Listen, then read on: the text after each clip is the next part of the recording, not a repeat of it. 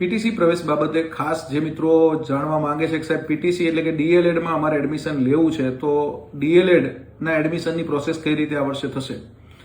તો મિત્રો આ વખતની જાહેરાત છે એ આ વીકમાં આવી જશે અને જૂન મહિનાની અંદર ફોર્મ ભરાવાના છે. કેન્દ્રીયકૃત પદ્ધતિથી આ વખતે એડમિશન મળવાના છે એટલે કે તમામ મિત્રોએ ઓનલાઈન અરજી કરવાની છે. બરાબર, ડાયરેક્ટર પ્રાઇમરી એજ્યુકેશન દ્વારા ઓનલાઈન એપ્લિકેશન મંગાવવામાં આવશે. તમારા 12મા ધોરણના પર્સન્ટેજને આધારે તમને ડીએલએડમાં એડમિશન મળવાનું છે એટલે કે 12મા ધોરણના તમારા ટકા કેટલા છે એને આધારે તમારે કોલેજ સિલેક્ટ કરવાની છે. તમે તમારા વિસ્તારની નજીકની પીટીસી કોલેજ સિલેક્ટ કરો છો. એમાં ખાસ સરકારી કોલેજમાં તમને કોઈ ફી હોતી નથી. ગ્રાન્ટેડ કોલેજની અંદર પણ તમારે એકદમ નોમિનલ ફીઝની અંદર ડીએલએડ થતું હોય છે અને સેલ્ફ ફાઇનાન્સની અંદર સરકારે એક વર્ષની 20,000 રૂપિયા ફી નક્કી કરેલી છે.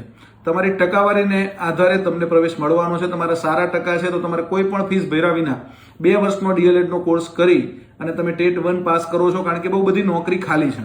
1 થી 5 ની અંદર બહુ મોટું રિટાયરમેન્ટ છે. આવનારા 10 વર્ષમાં 45,000નું રિટાયરમેન્ટ છે અને સરકાર 65,000 જેટલી ભરતી કરવાની છે. એમાં 11,000ની ભરતી અત્યારે વિદ્યા સહાયકની ચાલે છે. એટલે જો તમે 12મા ધોરણમાં સારા પર્સન્ટેજ ધરાવો છો અને તમારું શિક્ષક બનવાનું સ્વપ્ન છે, શિક્ષણની અંદર તમારે આવવું છે તો ખરેખર શિક્ષણમાં બેસ્ટ સોલ અને બેસ્ટ માઇન્ડની જરૂર છે. બહુ જ હોશિયાર વિદ્યાર્થી જો શિક્ષક બનશે ને તો ભારતની આવનારી પેઢી છે એ ઉજ્જવળ છે.